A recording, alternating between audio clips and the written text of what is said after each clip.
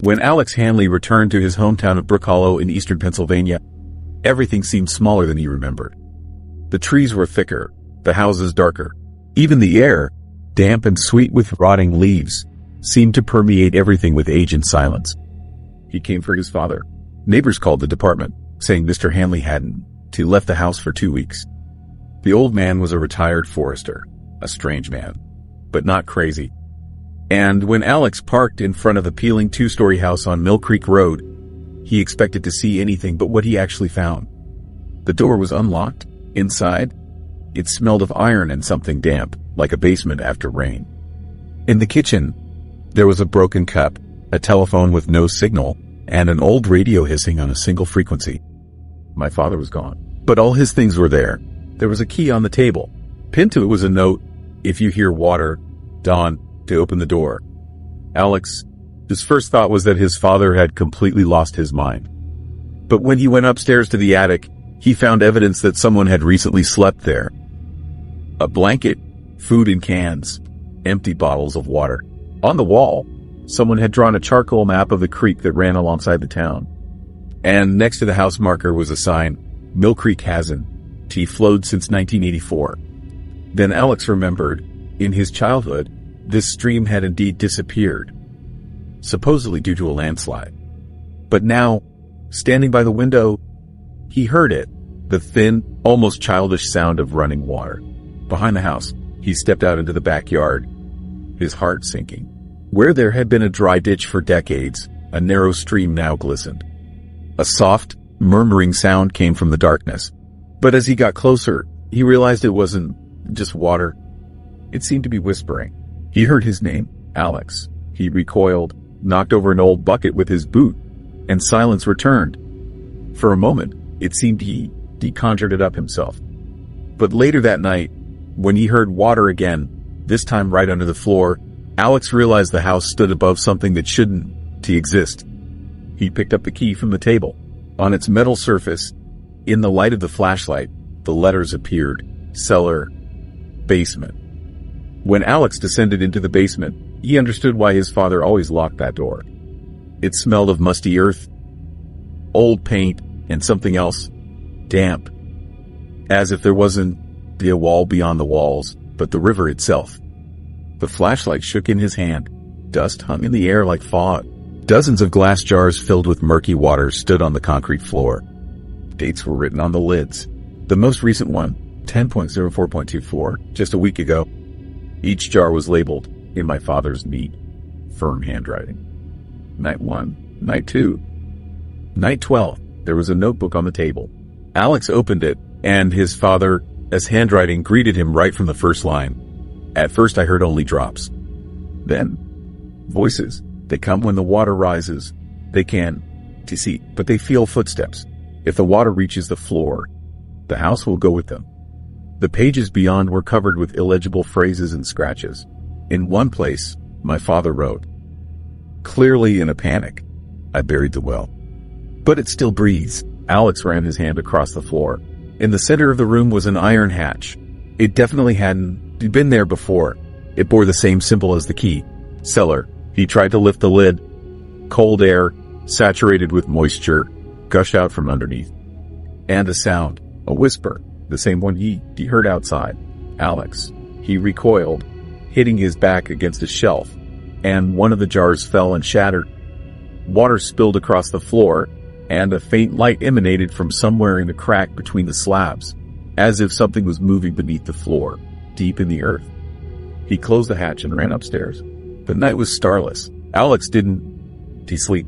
He sat on the floor by the window, listening and hearing again. Now the water whispered more than just his name. "He is with us. Why did you come back? Home awaits." At dawn, he decided to leave. But when he stepped outside, the car's engine wouldn't start. The battery was removed. Someone was standing by the well at the edge of the yard, wearing an old jacket and a wide-brimmed hat. Alex shouted, "Hey, who are you?" The figure didn't move.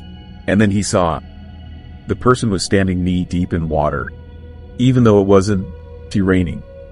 He blinked, and the figure was gone. Only the well still gleamed with wet stone. Alex realized the water was approaching. Not from underground, from all sides. The morning began with silence. Not just silence, sticky, lifeless. No birds, no wind, not even the old shutters creaked, as if everything around had frozen, listening.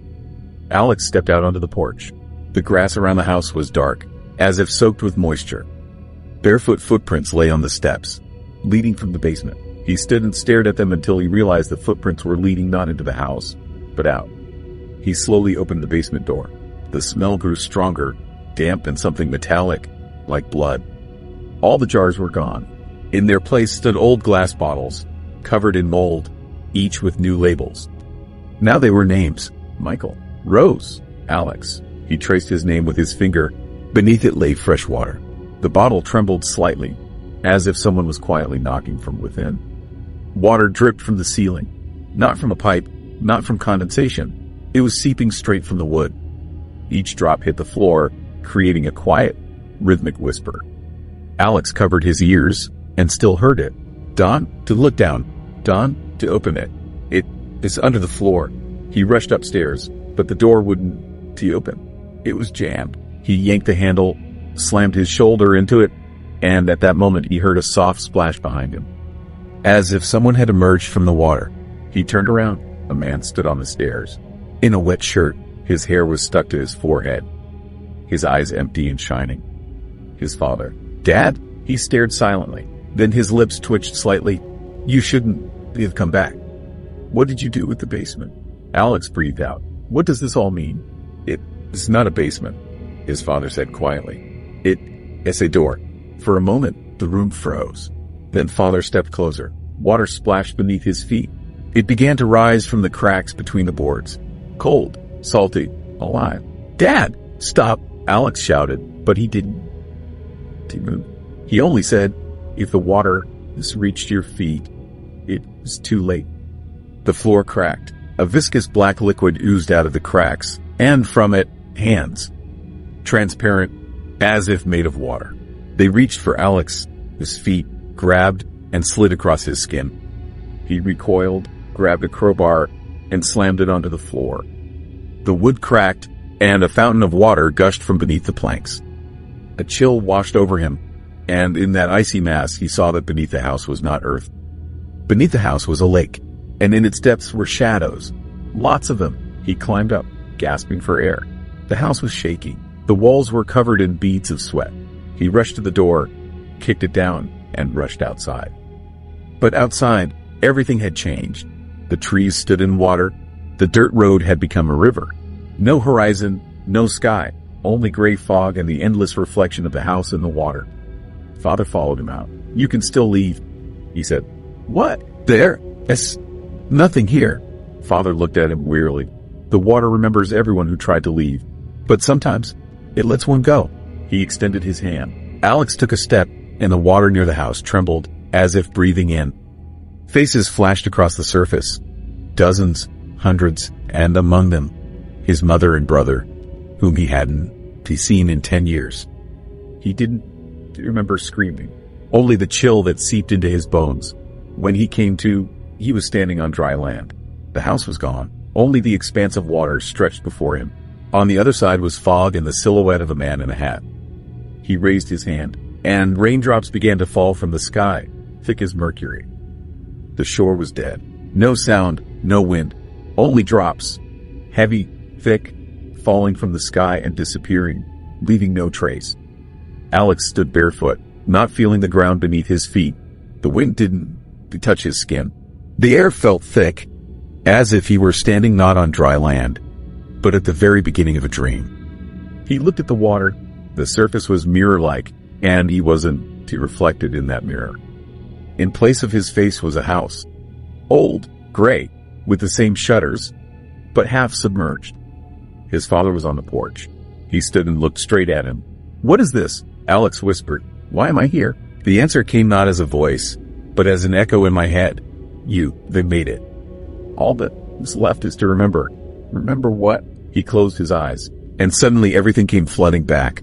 The sound of the crash, the smell of gasoline, the roar of the water. A year ago, that same night, he and his father were returning home from fishing. A bridge, rain, mud, A moment, and the car plunged into the water. And then, a splash.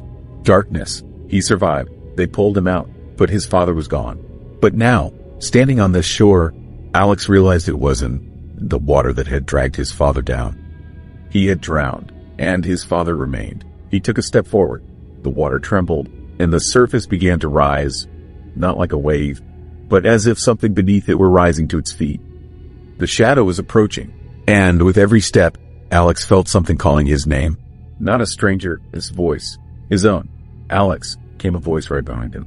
He turned around. There he stood, wet, with gray eyes, no pupils. I stayed there, the double said. And you shouldn't have come back. The water began to envelop the shore, slowly rising to his knees, then to his waist. The double smiled and vanished, dissolving into the waves. Alex rushed forward without thinking. He dove. The darkness embraced him instantly. It was light underwater, a strange, greenish glow emanating from the depths.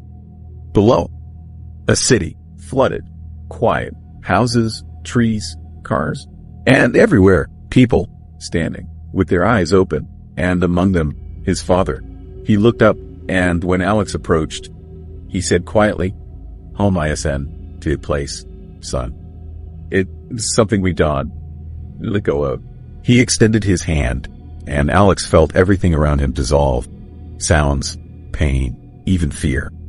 Only water and breath. At the last moment, he saw a flicker of light above, as if someone had opened a door.